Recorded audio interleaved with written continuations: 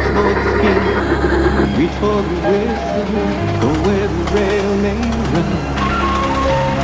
Reach for the word, reach for the storm, follow the rainbow sun. To a shining plantation, where dreams can come true, waiting there.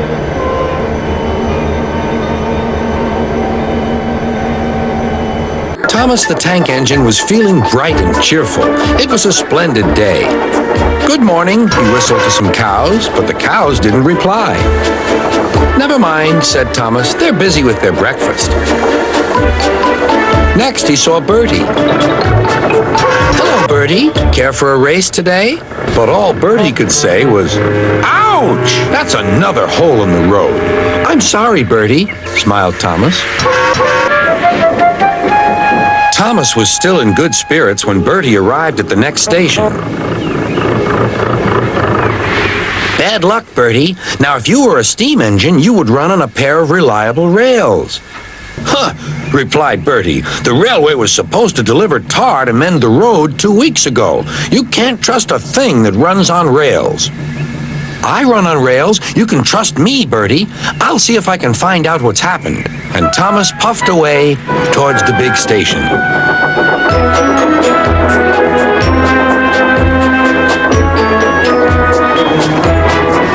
James was snorting about in the yard.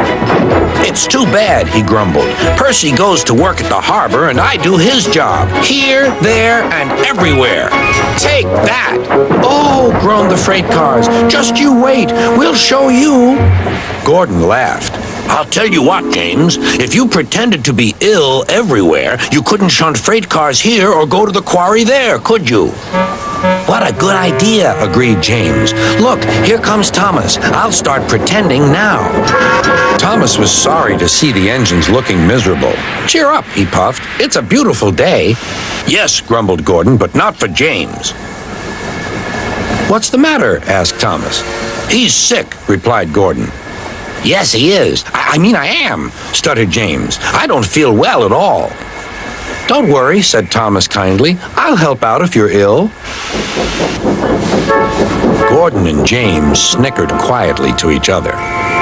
Some of James's cars were coupled behind Thomas, and he steamed away to the quarry.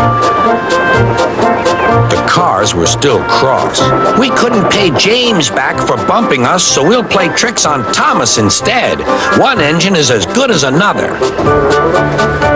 But Thomas didn't hear them. He collected all the stone from the quarry and set off back to the junction.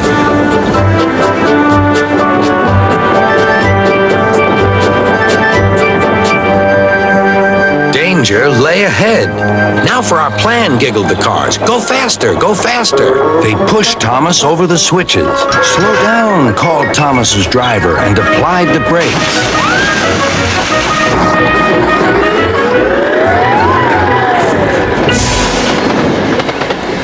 Poor Thomas stood dazed and surprised in a muddy pond as a toad eyed him suspiciously.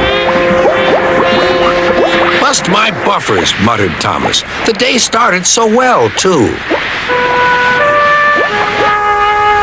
Duck pulled away the cars, and Edward helped Thomas back to the junction. Suddenly, Thomas remembered the missing tar. He told Edward all about it. "That's strange," said Edward. "A car full of tar has been left at my station. That must be it. Driver will make sure it gets to Bertie now."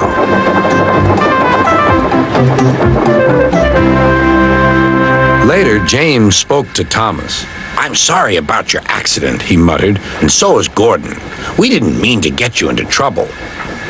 "No, indeed," spluttered Gordon. "A mere misunderstanding, Thomas. All's well that ends well." Just then, Bertie arrived. He looked much more cheerful. "My road's being mended now."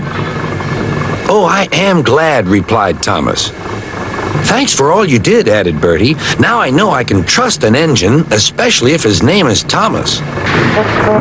Gordon and James puffed silently away to the shed, but Thomas still had company. "Well, well," he sighed, "what a day for surprises." The toad, who was looking forward to a ride home, noisily agreed. Reach for the speed, reach for the whistle, go where the rail may run. Reach for the words, reach for the story, follow the rainbow sun. To a shining time station, where dreams can come true, waiting there for you. So much to see, so far to travel, so much to learn to know. Friends by your side, hopes to hold on to, who knows how far you'll go.